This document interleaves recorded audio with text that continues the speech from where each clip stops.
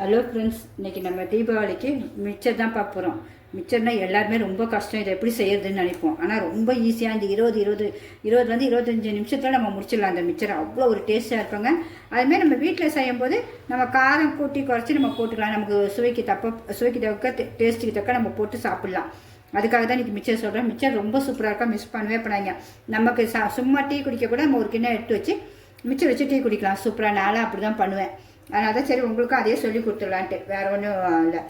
உங்களுக்கு அதுக்கு என்ன தேவைகள் நம்ம ஃபஸ்ட்டு பார்த்துக்கலாம். வேர்க்கடலை ஒரு ஃபஸ்ட்டு கடலை மாவு ஒரு கப்பு ஃபுல்லாக வீட்டில் அரைச்ச மாவு தான், கடையில் வாங்கலை, எல்லாமே வீட்டு பொருள் தான். சோடா மாவு சேர்க்க மாட்டேன். எல்லாருமே சோடா மாவு ஒரு பிஞ்சு போடுவாங்க. நம்ம சோடா மாவும் போட மாட்டோம். இருக்கிற டேஸ்ட்டே போதும், நல்லாவே வரும் சூப்பராக நமக்கு. அதனால் ஒரு கப்பு ஃபுல்லாக கடலை மாவு, அதுக்கு ஒரு அரை கப்பு அரிசி மாவு, அது ரெண்டுத்தையும் இதில் எடுத்து போட்டுருவோம். இதை ஃபஸ்ட்டு நம்ம ஓமப்பொடி செய்யறதுக்கு எடுத்து வச்சுருவோம்.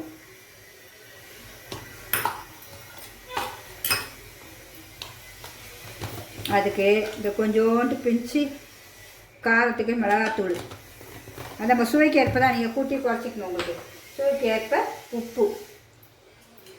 நான் பெருங்காயம் இதில் போட்டிருக்கேன், ஓமமும் போட்டு அரைச்சிருக்கேன். அதனால் உங்களுக்கு நான் அதை காட்டலை, வேறு ஒன்றும் இல்லை.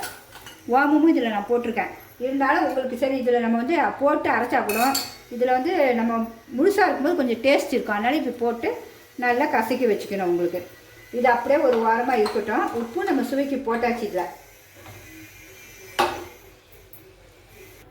இப்போ அடுத்தது இந்த ஒரு கப்பு கடலை மாவும் இந்த அரிசி மாவும் நமக்கு பூந்தி செய்கிறதுக்கு உங்களுக்கு. அதுக்காக இது ரெண்டும் நம்ம முடிச்சிட்டோம், அதை தனியாக எடுத்து வச்சுட்டோம். இது ரெண்டும் பூந்தி செய்கிறதுக்கு உங்களுக்கு அதே அளவு தான். நமக்கு அது தக்க உப்பு நம்ம போட்டு அந்த டைம் நம்ம கரைச்சிக்கலாம். அது அப்புறமேட்டு நான் உங்களுக்கு சொல்கிறேன். இதுக்கு வேறு என்னென்ன தேவைன்னு பார்த்துலாம். நல்லா கெட்டி அவுள் தேவை, நல்லா ஒரு ஏன்னா அவுள் சாப்பிடும்போது டேஸ்ட்டாக இருக்கும். அதனால் கெட்டி அவுள் தேவை. உடச்சக்கடலை ஒரு 1/4 கப்பு, அப்புறம் பூண்டு ஒரு 6 பல் நல்லா நசுக்கி அதில் வறுக்கணும் எண்ணெயில். நம்ம உங்களுக்கு எல்லாமே வறுக்க தான் செய்யணும்.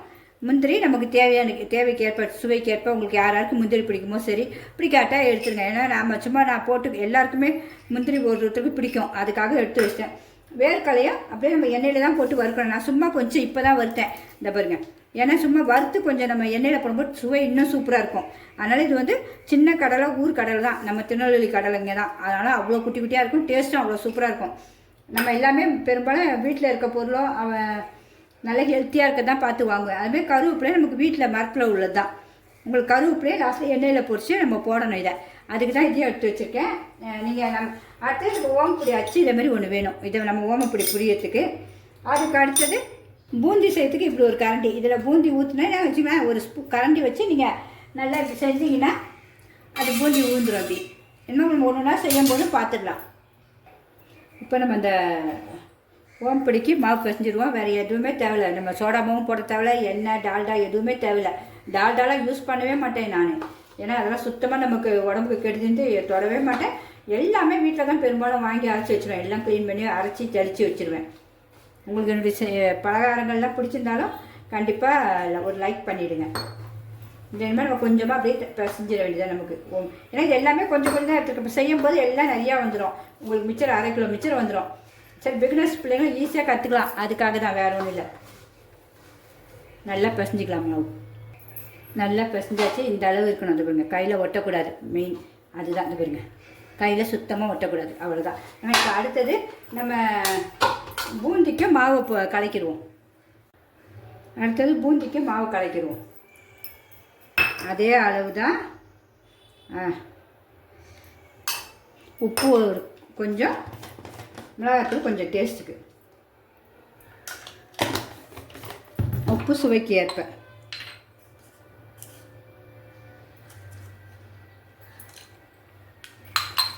இது அப்படியே இருக்கட்டும். இது நம்ம டக்குன்னு போட்டு இதை கலக்கி வச்சு அடுத்தடுத்து செஞ்சிடலாம். வேறு ஒன்று அதுக்காக தான். இது கொஞ்சம் நம்ம தண்ணியாக நமக்கு செய்யணும். இதுக்கும் ஒன்றுமே எண்ணெய் கிண்ணெய் எதுவும் கிடையாது. எல்லாமே நம்ம பெருங்காயெல்லாம் போட்டு அரைச்சிருக்கோம் உங்களுக்கு வறுத்து. இது கொஞ்சம் தண்ணியாக இப்போ செய்யணும். அவ்வளோதான். இந்த அளவு கரைச்சிக்கணும் நம்ம. ஏன்னா இன்னும் கொஞ்சம் கட்டியாக வேணும். இதை முடிக்கத்துல கொஞ்சம் கட்டியாக வேணும். நம்ம வேணுன்னா தண்ணியை ஊற்றி கலக்கிக்கலாம். நமக்கு நல்லா சட்டி காய்ஞ்சி தான் இது போடணும். அப்போ தான் நல்லா குண்டு குண்டு இல்லைன்னா சப்பி வரும் உங்களுக்கு பூந்தி. இனிமேல் நம்ம மூடி வச்சுட்டு அடுத்தது நம்ம ஸ்டவ் பற்ற வச்சு எண்ணெய் பலகாரத்தை செய்ய ஆரம்பிச்சிடுவோம். இப்போ எண்ணெய் ஊற்றிடுவோம். சட்டி காயட்டும் நல்லா. ஏன்னா பாட்டிலில் ஊற்றின மீதி எண்ணெயை அப்படியே இதில் ஊற்றிடலாம். அதுக்குள்ளே நம்ம இந்த அச்சில் இதை போட்டு வச்சுருவோம் மாவை.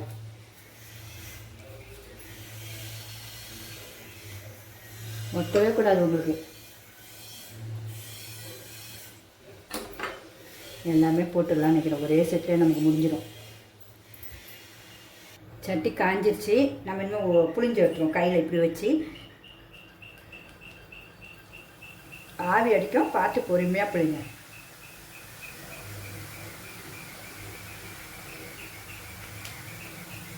போதும். இந்த அளவு நல்லா வேகட்டும். அப்புறம் அடுத்தது புளியும். இப்போ ஓம்படியாக அப்படியே மாற்றி போட்டுருவோம். அவ்வளோதான். நல்லா வேகட்டும். உங்களுக்கு கஷ்டமாச்சும் ஒரு ஸ்பூன் வச்சு திருப்பினா இப்படியே போட்டு திருப்பினாலும் திருப்பிக்கலாம்.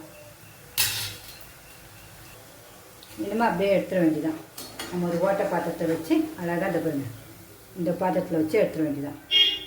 என்ன அழகாக வந்துருச்சு பாருங்கள். எண்ணெய் பிடிக்கவே பிடிக்காது உங்களுக்கு. இதுவும் ஒன்று ஒன்று இருக்கிறத எடுத்துருவோம். திருப்பி அடுத்தது இதுமாதிரி எல்லாம் போட்டு எடுத்துருவோம். இப்போ வந்து நல்லா ஸ்டவ் சூடாக இருக்கணும். நம்ம அடுத்தது வந்து பூந்தி ஊற்ற போகிறோம். இந்த கரண்டியில் தான் ஊற்ற போகிறோம். ஏன்னா நமக்கு வந்து அப்போ தான் டக்குன்னு பூந்தி அழகாக வரும்.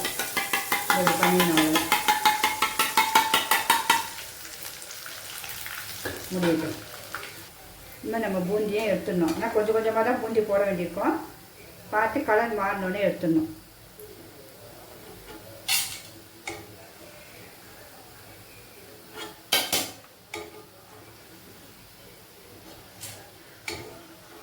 கொஞ்சம் பொறுமையாக வடித்து எடுக்கணும். நம்ம ஓம்புடியும் காரா பூந்தியும் பொரித்து எடுத்துட்டோம். இப்போ வேர்க்கடலையே பண்ண போகிறோம். அதுக்கு இப்படி வச்சு இப்படி இந்த இடத்துலேயே பொரிச்சிடணும். ஏன்னா நம்ம இப்போ அதுக்கு தான் வேறு பாத்திரத்தில் மாற்றிட்டேன். ஏன்னா அந்த கடாய் குழியாக இருக்காது. இது நல்லா குழியாக இருக்கும் உங்களுக்கு. இதுலேயே நல்லா கொஞ்சம் சூடுலேயே பொரிஞ்ச வச்சுக்கலாம். நல்லா முறுமுறுன்னு ஆயிரும். இப்படி பொரிச்சிடணும். அவ்வளோதான். எண்ணெயிலே சூப்பராக கீழே நமக்கு விழாது, தெரிக்காது, கொள்ளாது. இப்படியே எடுத்துடலாம் வடித்து. இப்போ அடுத்து வேர்க்கடலையும் இதே மாதிரி தான் செய்ய போகிறோம். இப்படியே பொரிச்சிடணும். நம்ம கொஞ்ச நேரத்துலேயே கலர் மாறிடும். வேறு ஒன்றுத்துக்கு அந்த கலர் மாதிரி முறுமுறுப்பு டேஸ்ட் வரும் உங்களுக்கு. இப்படியே செஞ்சிட்டாலே போதும். நம்ம அதில் போட்டு எடுத்துக்கிட்டுலாம் இருக்கக்கூடாது. இப்படி வச்சாலே பொரிஞ்சிடும் உங்களுக்கு. அந்த கலர் மாறிடுச்சு பார்த்தீங்களா? இன்னும் இது வடியட்டும். அப்படியே எண்ணெய் வடிஞ்சோன்னே எடுத்து போட்டுருவோம். அடுத்தது அவுள் பொரியும். அவ்வளோதான். நம்ம அப்படியே எடுத்துக்கலாம். அது பாருங்கள், ஒரு செகண்டில் எப்படி வந்துச்சு பாருங்கள். அவுள் மீதி அப்படியே எடுத்துருவோம் ஜல்லிக்கரண்டி வச்சு. இப்போ முந்திரி பருப்பையும் வறுத்துப்போம்.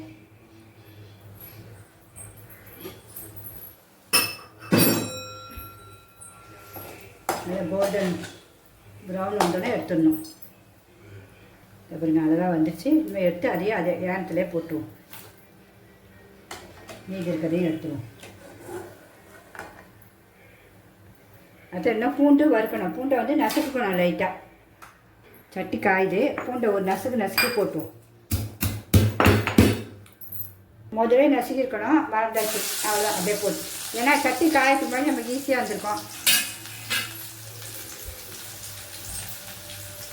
ஏன்னா இது பூண்டு ரொம்ப வாசனையாக இருக்கும் உங்களுக்கு போட்டால்.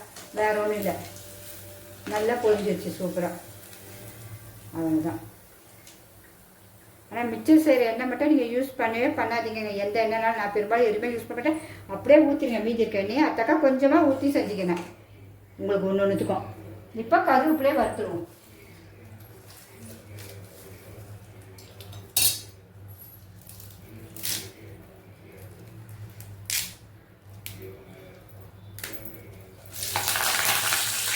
எல்லாம் கழுவி தான் வச்சுருக்கேன்.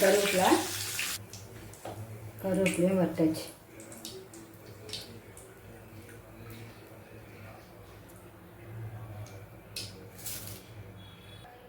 இந்த இதை அப்படியே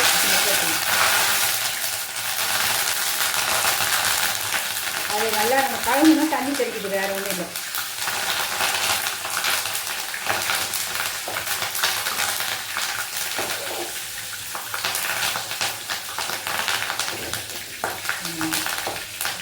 போட்டு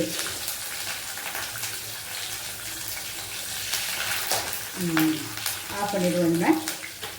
நம்ம எல்லாத்தையும் கலக்கணும். நல்ல ஒரு அகலமான பாத்திரத்தில் எடுத்து வச்சுக்கோங்க. நம்ம வேர்க்கடலை, உடச்ச கடலை, அவுள், பூண்டு, கருவேப்பிலை எல்லாம் போட்டுட்டேன். இப்போ நம்ம இந்த பூந்தியையும் உள்ளே போட்டுடணும். ஒரு சொட்டு எண்ணெய் இருக்காது பாருங்கள், அதுதான் மெயின் எல்லா சமையலும். அப்புறம் இது நம்ம ஓம்புடியை நல்லா கையில் நசுக்கி போட்டுருவோம். உள்ள சூப்பராக நசுக்கு போட்டுரும். இப்போ மிச்சருக்கு தேவையான மிளகாத்தூள் காரத்துக்கு தேவைத்தக்க போட்டுக்கோங்க. நல்லா தூவி போட்டுக்கோங்க. கார சுவைக்கு தேவை பார்த்தீங்களா, அதுக்காக உங்களுக்கு எவ்வளோ தேவையோ அவ்வளோ காரம். அப்புறம் உப்பும் நான் ஒரு 1/4 இது போடுறேன். ஏன்னா சுவை டேஸ்ட்டாக இருக்கும் உங்களுக்கு. மேலே எல்லாத்துலேயும் நம்ம போட்டுப்போம் உப்பு, இருந்தாலும் இப்பவும் போடணும் பார்த்தீங்களா. இப்போ எல்லாத்தையும் நல்லா கலந்து விட்டுருவோம் கைப்படாமல். மிச்சர் எப்படி இருக்குது பார்க்க எவ்வளோ அழகாக வந்துச்சு பார்த்தீங்களா.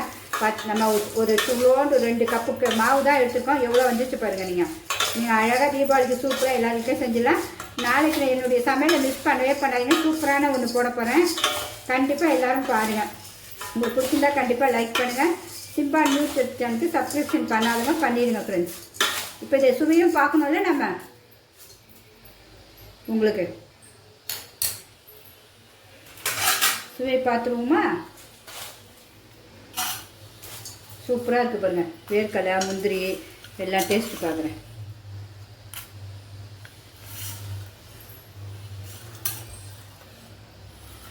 பொருள் இருக்குங்க. எல்லாம் சூப்பராக இருக்குது ஃப்ரெண்ட்ஸ். உங்களுக்கு பிடிச்சிருந்தா கண்டிப்பாக லைக் பண்ணுங்கள். நீங்களும் தீபாவளிக்கு இப்படி சூப்பராக செஞ்சு அசத்துங்க. நீங்களும் எல்லோரும் இப்படி ரசித்து ருசித்து செஞ்சு சாப்பிட்ணும் தான் போடுறேன். வேறு ஒன்றும் இல்லை. ஓகே ஃப்ரெண்ட்ஸ், பாய்.